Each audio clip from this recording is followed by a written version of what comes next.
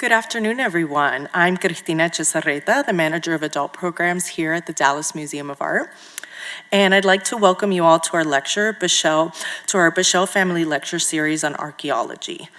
A New Look, The Dragon King of the Sea, featuring the Cecil and Ida Green Curator of Asian Art, Jacqueline Chao. We're so excited to have you here today because this talk will highlight a masterpiece in the Japanese art collection, known as the Dragon King of the Sea, which is recognized as the most significant Meiji period bronze sculpture in America. For making this lecture possible, we would like to thank the Boshell Family Foundation and the DMA's Boshell Lecture Series Endowment Fund. As a promotional partner, we'd also like to thank the Japan America Society and the Crow Museum. And now I'd like to introduce you all to Dr. Jacqueline Chao. Dr. Chao is the Cecil and Ida Green Curator of Asian Art at the Dallas Museum of Art. Prior to her DMA appointment, she served as Senior Curator of Asian Art at the Crow Museum of Asian Art at the University of Texas in Dallas since 2016, where she curated and organized more than 20 exhibitions that presented works from across the globe, ranging from the historical to the contemporary in all medias. A specialist in East Asian and Buddhist art, she's a widely published author and frequent lecturer on Asian art. She holds an MA and PhD in history and theory of art from Arizona State University, and an honors BA in art history from the University of Toronto. In 2019, she was recognized for her curatorial work in Patron magazine's Best of Curators, which means we're very lucky to have her here at the DMA. Issue for bringing advanced perspectives to the Crow Museum's collection and for broadening perceptions of Asian art. She's also the recipient of a 2021 Association of Art Museum Curators Curatorial Award for Excellence. Please join me in welcoming Dr. Chao.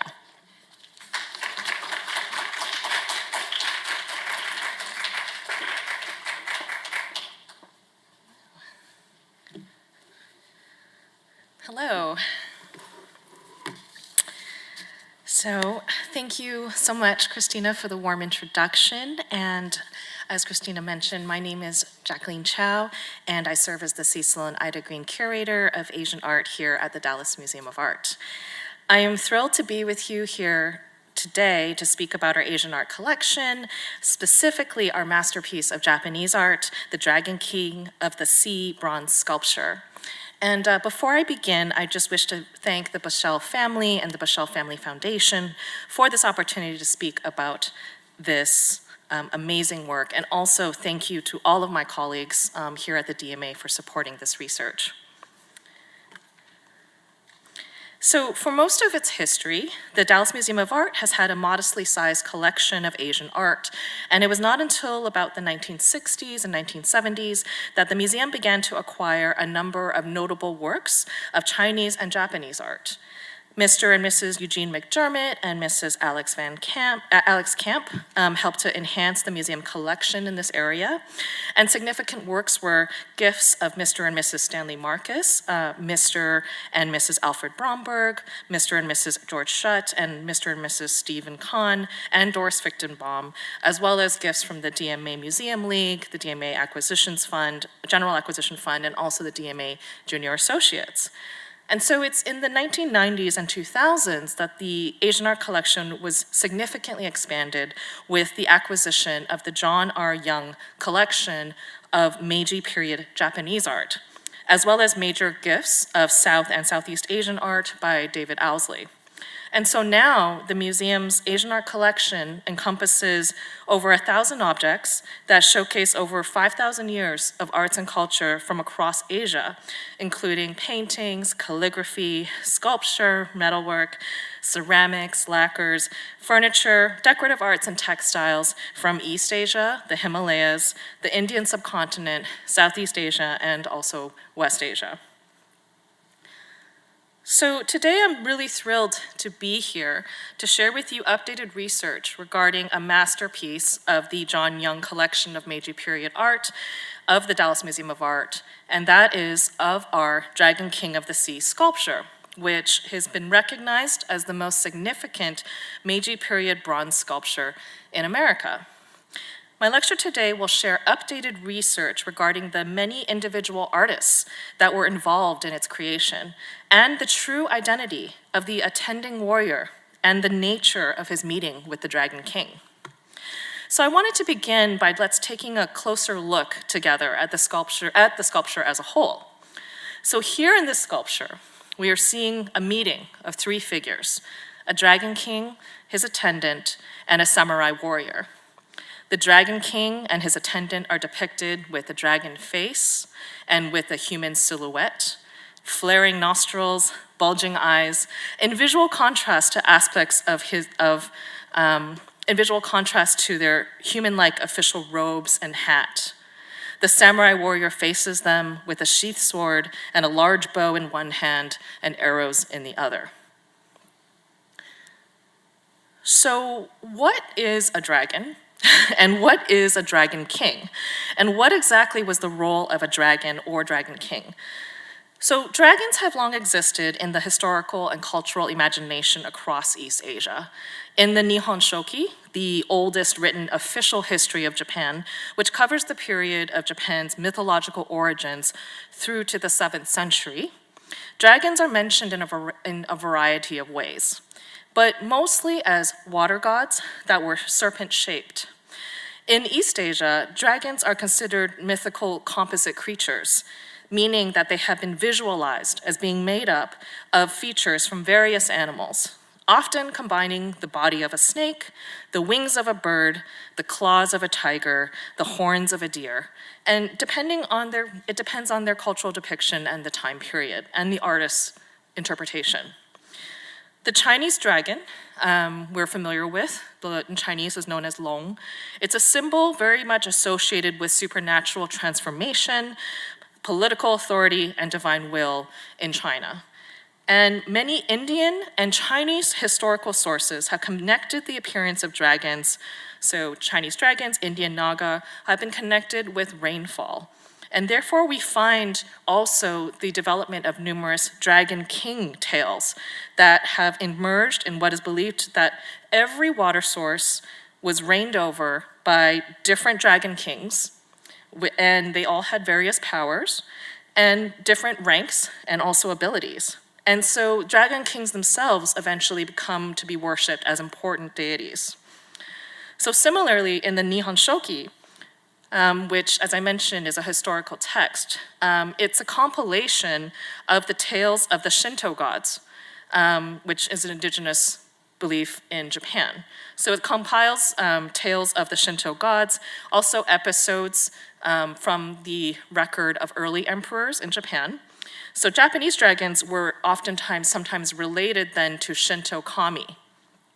And they were believed to also live in rivers and seas and valleys and mountains, and they would bestow, rain to their worshipers. So given the time period that the Nihon Shoki was written, it's interesting because the text itself was actually originally compiled in classical Chinese. Again, this text was written in the 7th century, which is the Tang Dynasty in China. And so there was at this time also a very close relationship between China and Japan.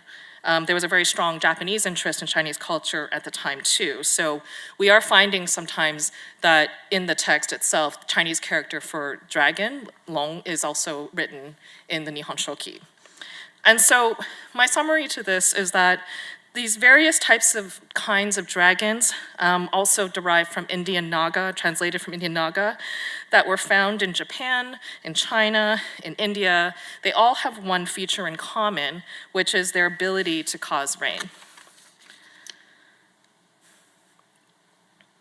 So in our sculpture, the Dragon King is identified by his size in relation to his attendant.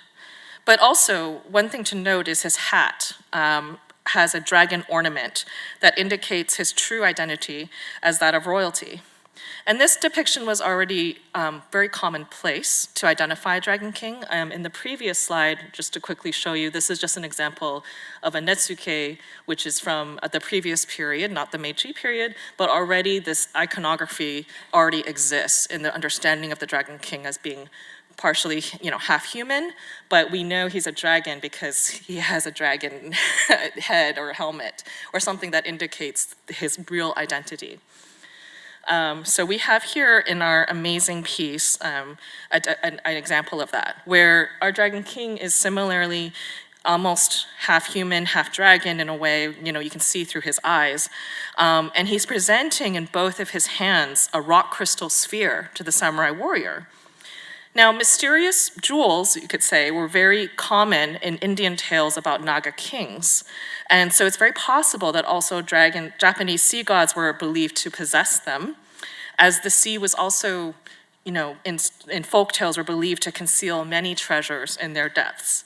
And thinking back to also stories of dragon kings and how they reigned over every water source, and it was many tales expand to be almost like the same tales like Atlantis, where every water source had a wonderful palace, with dragon kings and princesses and so on. So it's really quite interesting.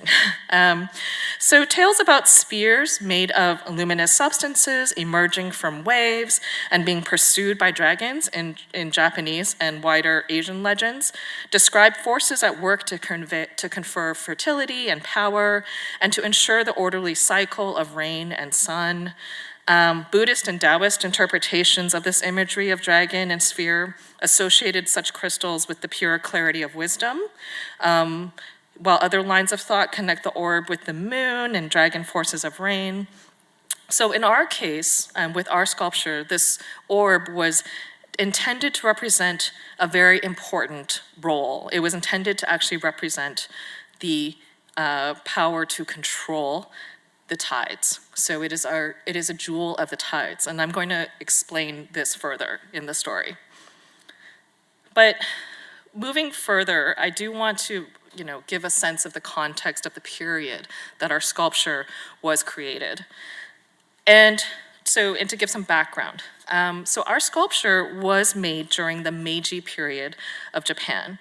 And to give some background to this, in 1868 in Japan, the Edo period, Tokugawa military rulers were overthrown by supporters of the Emperor Meiji, whose name means enlightened rule.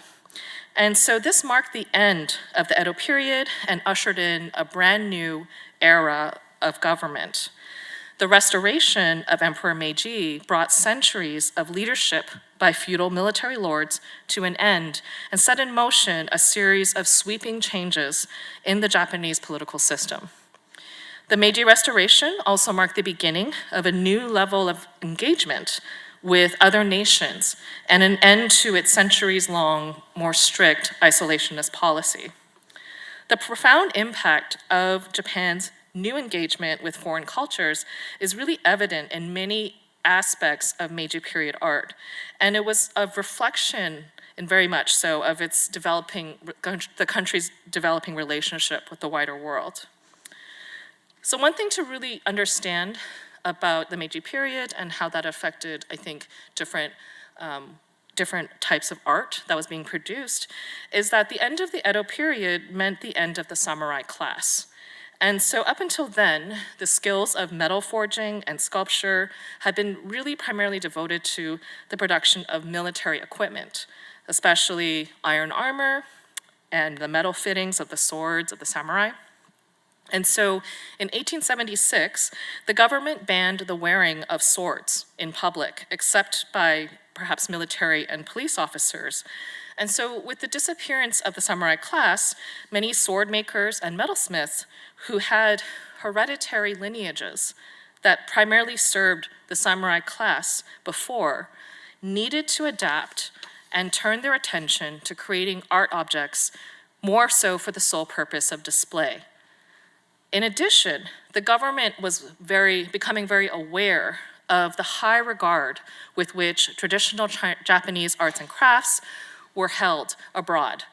And so they really resolved to try and preserve and encourage these arts in order to maintain Japan's international prestige as well. So in the early Meiji period, in order to protect and encourage metalworking and other crafts, the government established companies to manufacture and export crafts, and they also participated a lot in overseas world expositions. So Japan entered objects in many of the great international exhibitions of this period.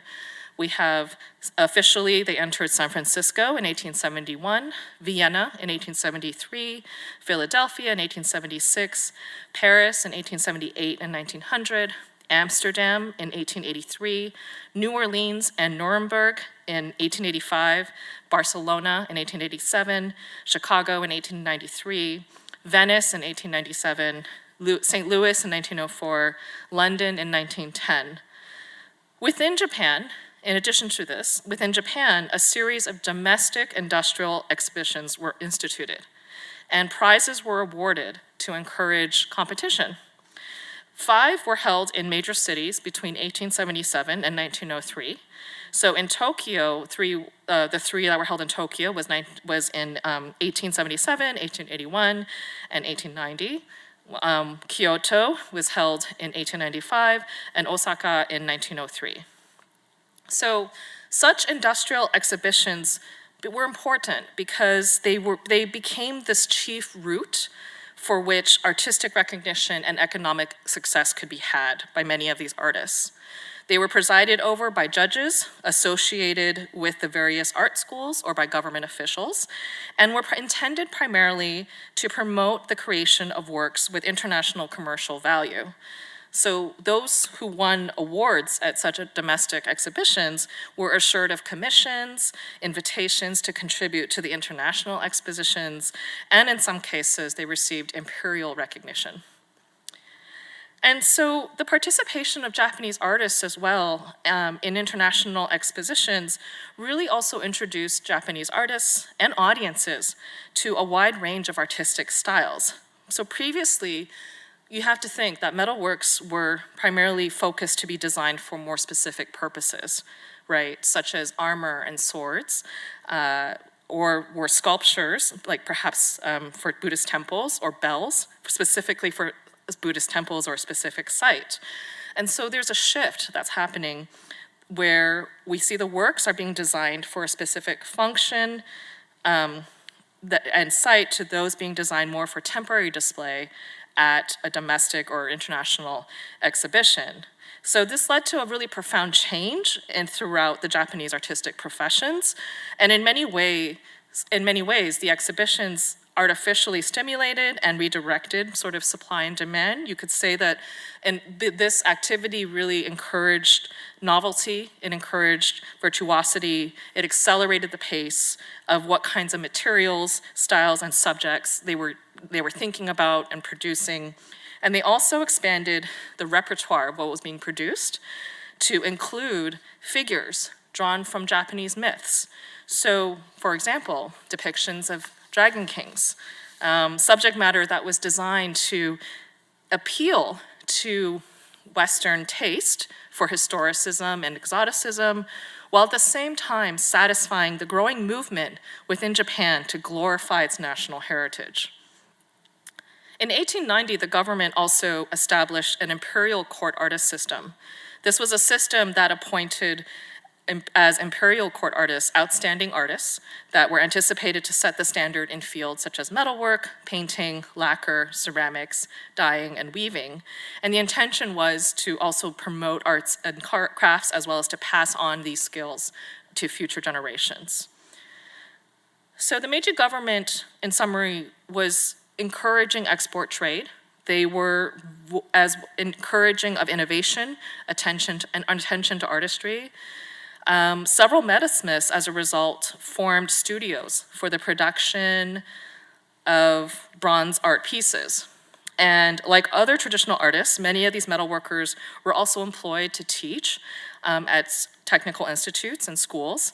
And their work actually proved to be an incredible source of positive publicity for the country, as well as created much needed revenue. At the same time, we have tourism from abroad that was seeing these pieces at these fairs, helping to spread awareness of Japanese arts and cultures internationally. And the fine detail of the works that were being created at this time were just incredible. They were at times beyond the capability of their Western European and American counterparts. And honestly, this level is hardly even matched to in today's Japan. So exhibitions in both Japan and internationally brought Meiji period metalworkers incredibly high praise, and their creations were soon highly sought after by collectors around the world. So briefly, prior to the Meiji period, the technique of Japanese bronze casting is similar to that you would find in China and Korea at the time, where casting was accomplished by using the process of piece mold and lost wax casting, where and this was accomplished by where a sketch, perhaps, was first created of a desired design, a wax model was then created, and a mold was then built around the wax model, and then hot metal was then poured into the mold, essentially dissolving the wax inside and replacing the space with metal. The outside mold sections would be removed, and the piece underneath would then be polished, and the different components would be polished and assembled together. So in Japan, unlike in the West, at this time during the 1880s, wood rather than clay was traditionally used for the model. So when looking at our Dragon King of the Sea again, this expression and of imaginative design of our sculpture is just absolutely outstanding. Every detail of the figures, such as the armor and the ferocious fish form mask, and the attendant wears this sort of spiny lobster-like girdle, it's just everything is designed and it's so elegant and so precise. The rocks on which the figures stand teem with life of the sea. And many Meiji period era pieces featured stories of legend, right, as I mentioned, they were popular. So ideas of showing a dragon kings and samurai warriors was a very popular subject of the time. So this work really further contrasts the intricate manipulation of metal with the natural wonder of the flawless rock crystal sphere, which represents this ancient mythological jewel that could control the tides. To note, in the 1880s at the time, spheres like this were often quarried in central Japan and elsewhere, and then they were painstakingly polished by hand using an abrasive mixture of finely ground iron oxide. So by the 19th century, rock crystal spheres were also related and resonated with rising Japanese nationalism and the growth of the Japanese Navy as well. So there was a lot of meaning that could be subtly read into images like this. But in any case, this extraordinary group is a tour de force of bronze casting and a great tribute to the artistry of Japanese metal craftsmen. So the Dragon King of the Sea, as we've mentioned, is a masterpiece in the DMA's collection and is recognized as the most significant Meiji period bronze sculpture in America. And when it was first acquired by the Dallas Museum of Art in 1993, it was placed on view upstairs in our Japan gallery, and its object label information had not changed, nor had the piece moved for actually over 30 years. In reality, the truth about our sculpture is actually much more than we have previously published or had understood. And over the past couple years, I have been fortunate to learn from and to work with other scholars in the field to update understanding of why this piece is a masterpiece. And I'm really delighted to be able to be here to share that with you today. So let's start by looking into the new information from the label. So this was the previous label that was published information about our sculpture. And so let's read it together. So we see here that it was produced by Sanseisha Company, 1875-1940. The title of the piece is Takenouchi no Sukune meets the Dragon King of the Sea. It was made during the Meiji period. We have the dates. It was made over 2 years, 1879 to 1881, and it's cast bronze and rock crystal. So we have these details. Now, for decades, the museum label identified the work as being a product of the name Sanseisha Company. But I'm delighted to share with you all that most recently, new research has come forward about the sculpture, including more of the individual artists specifically that were involved. And so how do we know this? At the end of 2022, when I first joined the museum, we received a request from the Museum of Fine Arts in Houston to borrow our wonderful Dragon King of the Sea sculpture for an upcoming exhibition they were planning focused on Meiji period art called Meiji Modern, which I think some of you might have heard of. In exchange for the loan, we agreed to a reciprocal exchange where the MFA Houston lent us a wonderful selection of Japanese works from their collection, including a shogunal marriage set, for a special installation focused on Japanese weddings of the Edo period. As well as, in addition, they also performed a full conservation cleaning of our sculpture.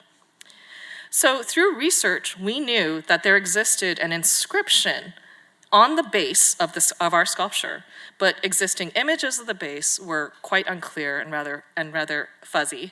And due to the weight of this sculpture, I mean, we estimate several hundreds of pounds, we had never been able to move it. It had not left its place in the gallery. So thus, earlier this year, as part of the conservation project, and with thanks to the conservation team at the MFA Houston, we were finally able to flip the base of our Dragon King sculpture and to photograph the underneath, which showcased not only an interesting and beautiful design of carp and lobster swimming underwater, but also 2 inscriptions. So let's take a closer look at the inscriptions. So the 2 inscriptions say, made by the Sanseisha of Tokyo and exhibited at the 2nd Domestic Industrial Exposition. And the second one says, started at the beginning of the 9th month of Meiji 12, which is 1879, and finished in the 1st month of Meiji 14, 1881. Artist, Oshima Jun, assisted by Takamura-kun and Hasegawa Syon. So, now, from this inscription, we have the name of the individual artists involved in the casting of our sculpture. The metalworker in charge of creating this sculpture was Oshima Jun, who lived from 1858 to 1940. Jun was renowned for his great artistry and skill in bronze casting. He was born to a family of metalworkers, and it has been said that he demonstrated great skill in metalworking even at a very young age. In fact, it was even said that at the age of 14, it was written that he was already so good that he was receiving the same fees as an adult metalworker. Whether or not that's true, I don't know, but I think it's a testament to his incredible skill. Sanseisha, the company name, was actually the name of the company in Tokyo that was led by Oshima Jun and his brother, Oshima Yasutaro, and that they specialized in the highest quality metal productions. Oshima Jun was first exhibited internationally in Paris in 1878, and by 1879, he was so successful that he had built up the business so much to the point that he had 11 assistants working in his studio and was producing some of the finest bronzes ever produced in Japan. He exhibited the Dragon King sculpture at the 2nd National Industrial Exposition in Tokyo in 1881, and they had worked primarily on this piece for 2 years, and it was the company's only entry into the exposition. According to Jun's memoir, which was published later by his apprentice, Jun personally worked on casting the Dragon King's attendant. Oshima later showed work at such international venues as the Paris Exposition in 1900 and the London, Japan, British Exposition in 1910. He was recognized for his great skill in metalworking, he was very much recognized for his great skill in metalworking. He was a professor at the Tokyo School of Fine Arts from 1887 to 1932, and he was a member of innumerable committees and panels of judges at exhibitions and at competitions. So one of Oshima Jun's signature images was his ability to depict fish and water waves in metal in an incredibly effortless way. So here's an example of a 3-dimensional version, but also you could see how the base of our Dragon King is a great example of his signature style of showing sea creatures underwater. Our Dragon King sculpture is considered by many in Japan as to be Oshima Jun's greatest surviving work.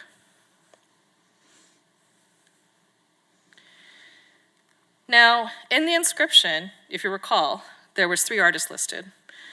It says, Oshima Jun, assisted by Takamura-kun and Hasegawa-shuen. Head of Asia at the Victoria and Albert Museum and renowned scholar and Japanese art historian Dr. Christine Guth recently published new research on the life and practice of the sculptor Takamura-kun, who lived from 1852 to 1924. And she has also confirmed that Kun created the wood model for our Dragon King sculpture. So in his time, Takamura-kun was recognized as the finest artist carver of wood in Japan. Kun began his career as a bushi, or a craftsman who specialized in crafting Buddhist icons, when he was apprenticed at the age of 12 to the head of a family workshop in then Edo, now present-day Tokyo. This image here, I'm sorry. This image here is perhaps his best-known work, which is celebrated as a wood carving masterpiece and is now a national treasure in the collection of the Tokyo National Museum of an aged monkey. In 1887, when the Tokyo School of Fine Arts opened, he was invited by two famous art historians, Ernest Fenollosa and Okakura Tenshin, to head its wood carving department, and he remained dedicated to the preservation of traditional wood carving for all of his life.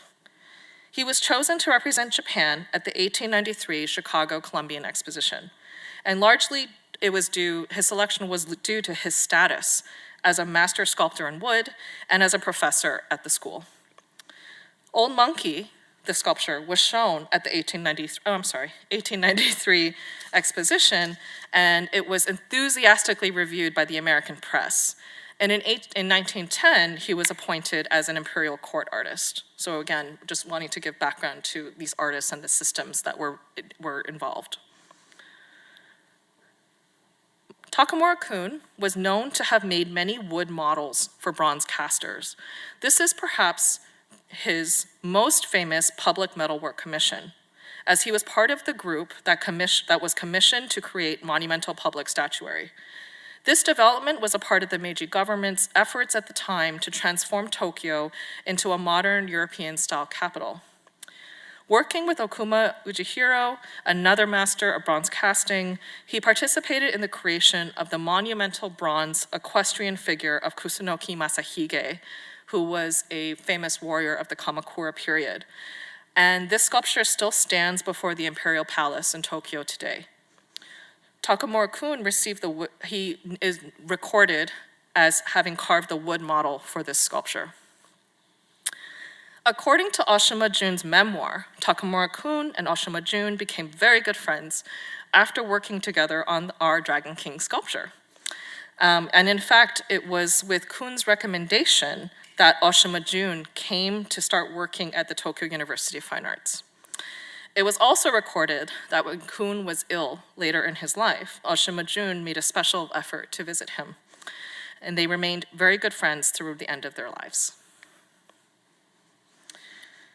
Now, the last name that was mentioned in the inscription, Hasegawa-shuen, unfortunately, little is known, other than it is recorded that he was a student of Oshima Jun's. So we imagine that he was much involved in the bronze casting of our sculpture. It is not always the case that we are able to know the individual artist names for collaborative company works, such as this, from this time. And so moving forward, we are working towards making sure that named credit is being given to artists involved when we know them. So as mentioned, we know Sanseisha Company and Oshima Jun was known for working with the finest artists available at the time. So the one question that still remains, in addition to the metalworkers and the wood model maker, a bronze cast of this magnitude also required the contribution of a designer from which to build the sculpture upon. So the question is, who created the design of our Dragon King sculpture? We now know that it was the very famous painter Kawanobe Kiyosai, who lived from 1831 to 1889. Notorious during his lifetime, both for his art and for his eccentric personality, Kawanobe Kiyosai left an enduring legacy of paintings, caricatures, sketches, illustrated books, and prints. He is one of the most famous Japanese painters in history. He lived through the Edo and Meiji period and was well known as a caricaturist and also considered today to be a founding father of manga. He was a virtuoso of ink painting. He worked in a variety of painting genres. He was a master of all, including Buddhist sculptures, bird and flower paintings, beautiful women in all manner of styles. And he worked from the spontaneous to the finely detailed, from the very serious to the very humorous. He received the nickname, the Demon of Painting, when actually at a very young age, for his wide breadth and for his natural talent. And he always created works with a flair of his own individuality. It is well documented that Kawanobe Kiyosai was asked to prepare designs for artisans, whether for ivory carvers or for metal workers. The surviving preparatory drawings of our sculpture by Kawanobe Kiyosai are in the collections of 2 museums in Tokyo, the Kawanobe Kiyosai Memorial Museum and the Museum of the Tokyo University of the Arts. The Kiyosai Memorial Museum owns some 3,000 preparatory drawings by Kiyosai, one of the largest groups to have survived by any artist and a testament to his formidable skill with the brush. In April 2023, I visited with Kusumi Kawanabe, director of the Kawanobe Kiyosai Memorial Museum and great-granddaughter of Kawanobe Kiyosai. She is now 92 years old, and she shared the earliest set of preparatory drawings that we know of our sculpture. So here I'm just showing you a couple photos I took of some of the details of the sketches. You can see the red lines where Kiyosai was adjusting and making corrections to his design. You will also note many small differences between Kiyosai's drawings and our final sculpture. So for example, you can see this attendance banner looks more like a flying fish versus what I encourage you to go upstairs to see the difference. Also here, you'll notice that our Dragon King, originally the design included 2 jewels being served on a shell.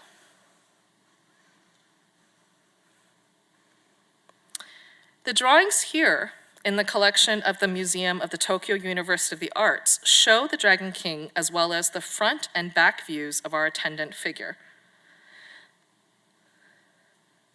And here. So this suggests that these preparatory drawings were always intended for a metal worker, since for a painting, a back view of the figure would not be necessary. The drawing of the Dragon King is signed by Kiyosai, dated to December 1879, and the rear view of the attendant is signed by Kiyosai and dated to 1880. So these neater final preparatory drawings are now included with our Dragon King of the Sea, reproduced on a new wall panel upstairs in the Japan Gallery. So with all of such incredible artists, such as Ashima Jun, Takamura-kun, and Kawanobe Kiyosai, who were all involved in the creation of our sculpture, I hope now it can be understood that our Dragon King was a collaborative effort by some of the top artists of the period. So now finally, let's turn to the whole scene itself. So for decades, our sculpture had been understood and published as depicting the Dragon King of the Sea presenting a magic jewel to the ancient minister and general Takenouchi no Sukune, a subject that is absolutely in keeping with the mythological narratives that were in favor during the Meiji period. The meeting between Takenouchi and the Dragon King was a popular subject in Meiji period art. Takenouchi no Sukune was a famous warrior statesman who is attributed with an extraordinary life. He is said to have lived for as long as 150 to 360 years, and to have served as many as 6 emperors as a counselor or minister. Best known among the monarchs that he has served was the Empress Jingo, who he's said to have accompanied on an expedition to Korea.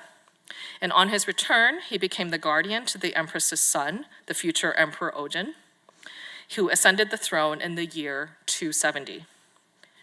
According to legend, Takenouchi dreamed he was ordained by heaven to destroy a terrible sea monster that was terrorizing the waters for humans and sea creatures alike.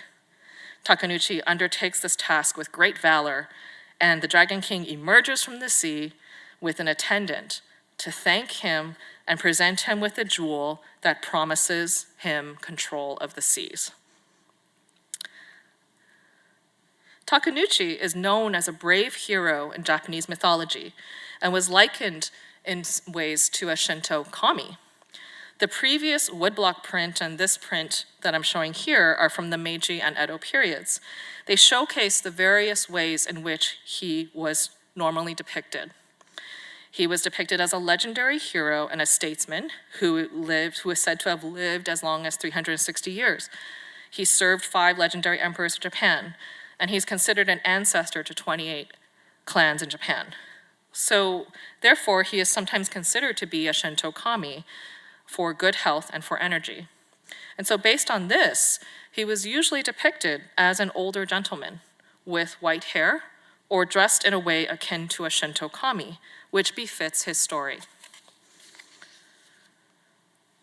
But when we contrast these images with that of our sculpture, what is noticeable is that the hat that our samurai warrior wears, he wears an eboshi, which is a traditional hat worn mainly by male Japanese nobility and samurai during the Heian period, which was from 794 to 1185 of Japan. It was made from stiff cloth. The fabric was starched or lacquered, often linen or black silk, to maintain its tall, upright, distinctive shape. The shape of the eboshi is usually conical or pointed, with the flat or slightly curved top. By all accounts, Takenouchi was not active during the Heian period. So then, who is our samurai? Recent scholarship, first published by Hiroko Kurokawa, professor and director of the Tokyo University Art Museum in Japanese in 2015, and also shared by Dr. Chelsea Foxwell, professor and art historian at the University of Chicago, who specializes in Japanese art of the 19th and 20th centuries, has shown that based on the figure's clothing and Meiji-era records, they confirm that the samurai warrior does not depict Takenouchi no Sukune, but rather it actually depicts the 10th century general Fujiwara no Hidesato. The story of Hidesato, who was also known as Tawara no Toda, was first translated into English in 1887 by Basil Hall Chamberlain, which also means my lord bag of rice. The reason for this name I will explain. Hidesato was a legendary warrior. He is said to have been asked by the Dragon King to kill a giant centipede that was terrorizing the area. He was invited by the Dragon King to visit his underwater palace, where he dined with the Dragon King and his daughter, the Dragon Princess. Suddenly, there was a great rumbling and disturbance. Hidesato was said to have rushed to the balcony and prepared his bow. He boldly exterminates the giant centipede, for which the Dragon King proceeds to reward him with many gifts, including an inexhaustible rice bale, hence my lord bag of rice, an unending supply of shakudo, which is a gold and copper alloy, a large Buddhist bronze bell, and as shown in this sculpture, the Dragon King's tide-controlling jewel, represented in our sculpture by a rock crystal sphere. Here is a triptych woodblock print, and it's another example of Fujiwara shown slaying this terrifying giant centipede monster. Hidesato is on the far right, recognizable with his eboshi. This is probably one of my favorites, because in this triptych print we see Hidesato is shown emerging from the water on the back of a large turtle on his way back from his visit to the underwater palace, which is shown in the background. Of course, the palaces were visualized like contemporary architecture of the time. And so as you can see, the woodblock carver includes a very detailed depiction of the sea creatures swimming around him and carrying his gifts for him. And you'll also note how the costume and the hat and the weaponry are all quite similar to how he is depicted in terms of our sculpture today. And it's very much, in particular, this piece here, you'll see the similarities with his costume to our sculpture. This is a print that we actually recently acquired for the museum that was done by Yoshitoshi from the Meiji period. It was produced in 1890, and it depicts the story of Fujiwara Hidesato as well, about to slay the centipede monster. Yoshitoshi is actually considered one of the most graphically innovative Japanese printmakers of all time, with mastery of dark and light and the capture of figural movement. And so the worm-eaten sections, you can see up here along the edges, it's intentionally designed to be worm-eaten. And also the black cartouche that you see there, that was actually very unique for its time. It was very much his invention. So, in addition to the artist's names, the title of the sculpture has now been changed to more accurately reflect the updated research and understanding of the sculpture, that being the Dragon King presenting a jewel to Fujiwara no Hidesato. So lastly, when the sculpture was created and first exhibited at the Second Domestic Industrial Fair in 1881 in Tokyo, a catalog of the exhibition was produced. And here's the page that shows an illustration of our sculpture. It's great. So, as a samurai, it's a little grainy, but hopefully you can see the detail. As a samurai, Hidesato holds a Japanese recurve bow, a specific type of bow that is particularly long on the top and shorter at the grip. When we reinstalled the sculpture recently, we wanted to make sure that it reflected the similar curves of how the bow would have been properly held, while also following how the catalog image presents it. Interestingly, it is very clear that it shows that the bow on our sculpture originally would have had some sort of string. So this is something that we are continuing to look into further. My next project. I want to say that in addition to accompanying the reinstallation of our Dragon King, we wanted to also be sure to install our two other Meiji period bronzes from our collection. On the right is a dramatic bronze sculpture of the warrior Yoshitsune that was created by the Miyao Company of Yokohama in 1895. The company was founded by Miyao Esuke, and their company was known for their masterful application of gold metal inlay and colored metal patination techniques to create characters from Japanese legend and mythology with striking animated and realistic detail. And now you can sense, now understanding the period better, why something like this sculpture would be very popular. This sculpture is a portrayal of Minamoto no Yoshitsune, who lived from 1859 to 1889. I'm sorry. I apologize, he lived from 1159 to 1189. And he was the hero of the ancient epic, The Tale of Heike, which describes the events of the Genpei Wars at the end of the 12th century. So celebrated throughout Japanese history for his bravery and loyalty, Yoshitsune is depicted here as a stalwart warrior poised for action with his sword and spear.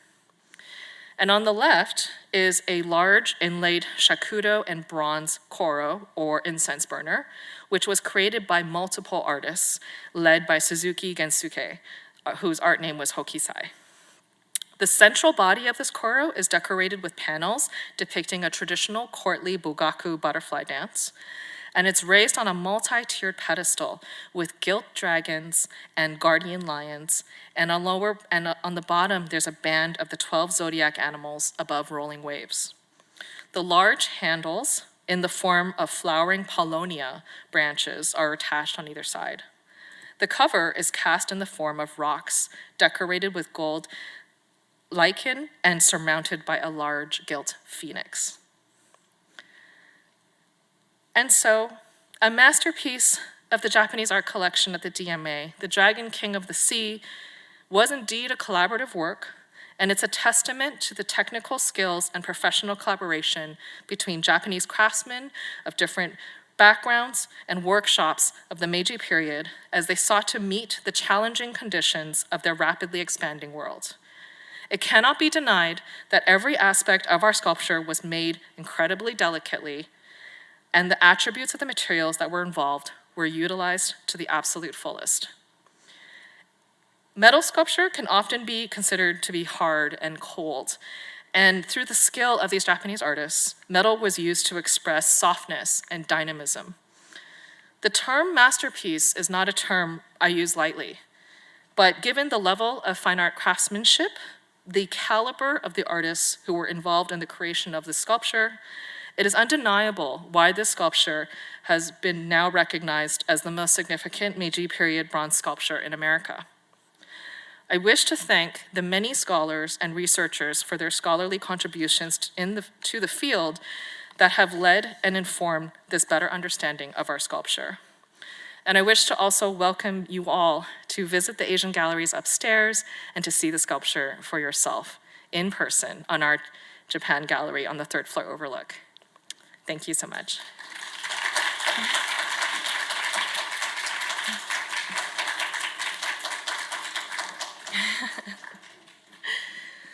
If there are any questions that you'd like to ask Dr. Jacqueline Chao, please raise your hand and I will come around with the mic. I'm sorry.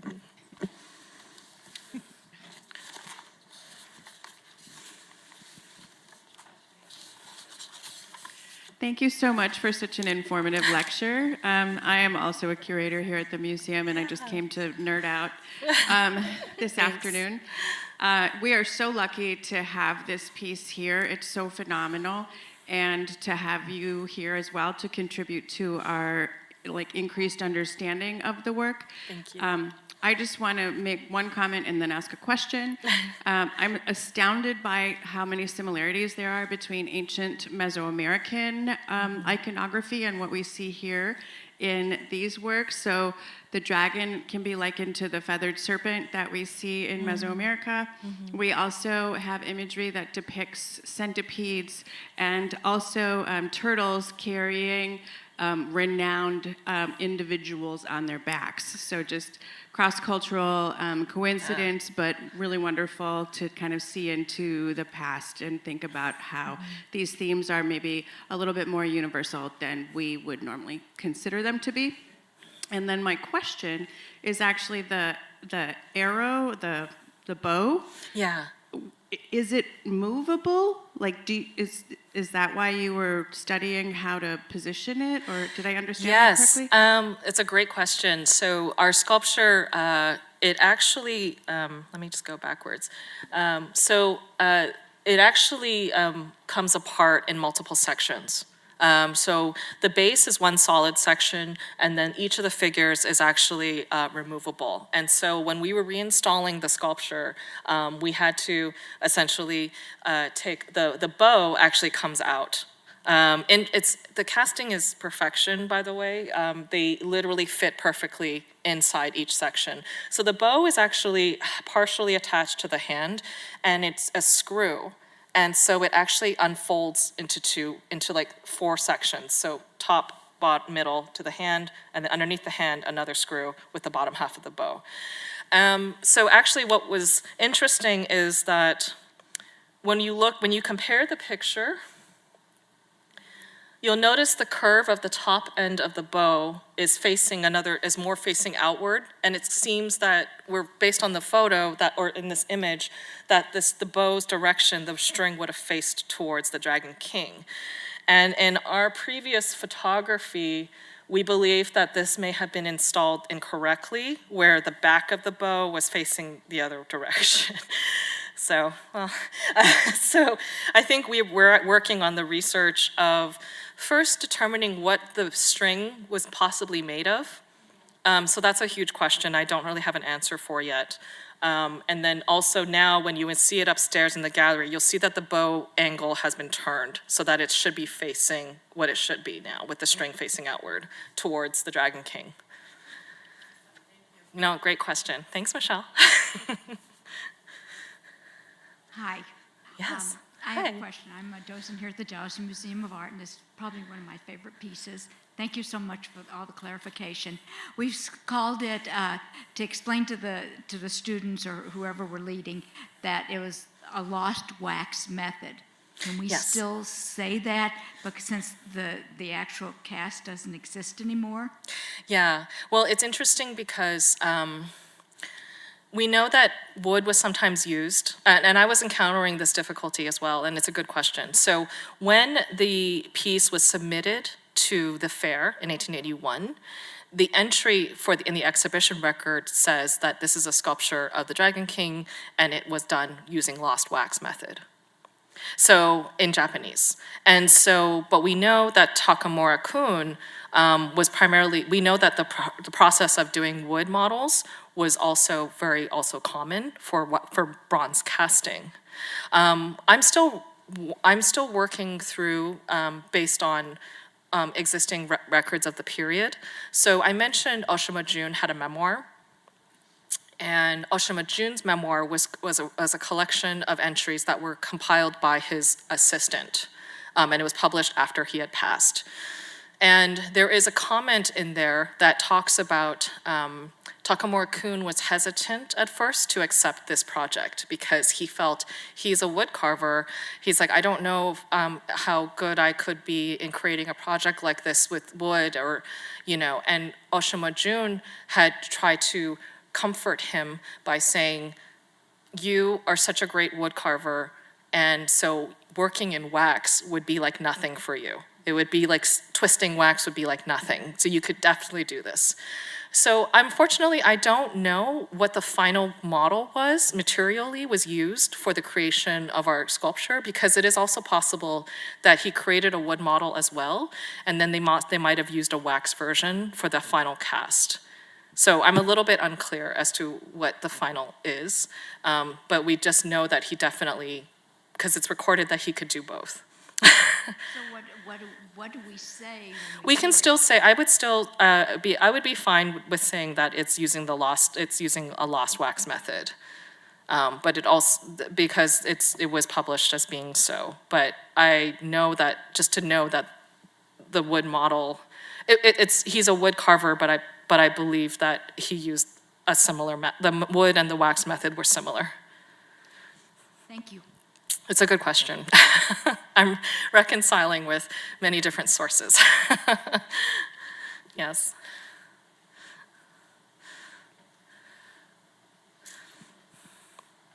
Good afternoon, David Ball with the Japan American Society. I was very interested in this very fascinating piece and excited to see it in person. My question was really, my eye goes to the figures, but then it goes to the jewel. And is it a solid rock crystal, or is it filled with something? And does it have a certain way it's supposed to face because it has an object inside of it, or is it just solid crystal with nothing inside? Yes. Well, it's a great question. I think, unfortunately, our photography, it's very hard to I think one of the hardest things to shoot is rock crystal because of its high reflective area. So what you're seeing is that it is actually a reflection of the camera studio. So it makes it look like it has something in it. But when you go upstairs, you'll see that it is actually definitely a solid rock crystal sphere. And one of the ways that you can tell it is rock crystal and not glass is that when you look into it, rock crystal is able to reflect everything upside down. So when you're seeing it and you look up close to it, you'll probably see yourself reflected upside down. And that's one of the ways that you can tell it's more rock crystal and not glass. Fascinating. It's like Yeah. our eye, our own human eye flips things upside down. Yeah. In the back with the retina. Hello, Dr. Chao. Hi. I'm Pearl Resnick, docent here at the DMA. Thank you for that wonderful documentation. Going back to the wood model, I'm not familiar with that form of creating a bronze. Can you quickly, does clay go over the wood? Can you just, kind of like you did with the lost wax, which was easy to understand. Yeah. Can you explain that to us? So I think what was happening is it's the same method as lost wax. where essentially you would have a model and you would still be able to build around the wood model itself, assemble like sectional molds. You could still be able to pour the hot metal, which would probably still burn through the wood sculpture the same way a wax model would. And then the remainder opening would be the formation of the sculpture. Yeah. So, it's just unfortunate these models get lost in time through the process. I have a question as to, it is known that it was exhibited in 1881. What's the journey from that to coming into the collection of John R. Young? Yeah, no, it's a great question. We don't 100% know. I have, of course, it's very clear, we have documentation, it was exhibited in 1881. From a provenance standpoint, it must have been probably owned by Sanseisha Company. All I was able to determine was that it was sold at some point to someone else. And we do know that John Young purchased the piece in 1976. Yeah, so we're still looking into where he purchased it from.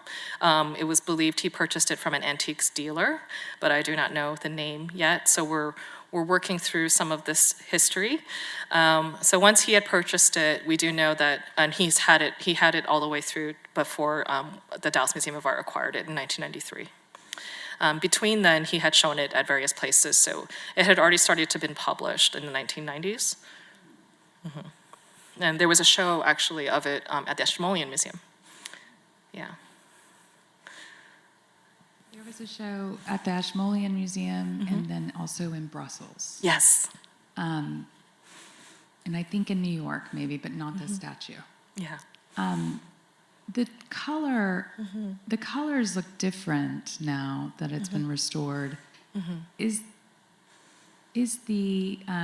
Are they two different materials, or are they all the same? I think that they were actually all the same. So these are actually older exhibition, object photography of our sculpture. So I don't have a new updated photography of our professional photography of our piece yet. So as we actually we performed the reciprocal exchange with MFA Houston. The conservation occurred, actually, when did it? Yeah, it occurred earlier this year, actually, starting in January. It took a few months. Then we were able to take lots of good photos of the underneath and everything like that. It was on view at MFA Houston for the Meiji Modern Show, and then once it came back, we immediately reinstalled it upstairs on our third floor in October. So haven't been able to take more photos. I do have photos of it when it was at MFA Houston. It shows in a different setting, yeah. Thank you for the questions. Yeah. In Houston, did they have the bow correctly? I'm not sure if they did either, I'll be honest with you. So it's something that I think I'm probably the only one obsessing about the direction of the bow at this point. Are there any more questions? Yeah. Oh, no worries. It's okay. The design motif on the pantaloons, or whatever you want to call them, Yeah. is that an identified come-on? Is that known, or is it just simply design? flourish? Great question. It is not that I'm not aware that it's a specific come on, but it's a great question. Yeah, it seems to have been just more of a generic like floral pattern brocade, but not of a specific come on. Yeah, and I think I cannot fault too hard the previous naming, the incorrect identification to be Takenouchi no Sukune, because the stories are quite similar. It's this, in terms of great warrior, is asked by the Dragon King to extinguish some sort of monster, like it is understandable why it went this way, but like why the interpretation was as such. But I think a lot of looking more closely at the period costume definitely gave away that he was not of 270. Yeah. Yeah. Well, thank you so much to Thank you you. all and to Thank you Dr. all. Jacqueline Chao.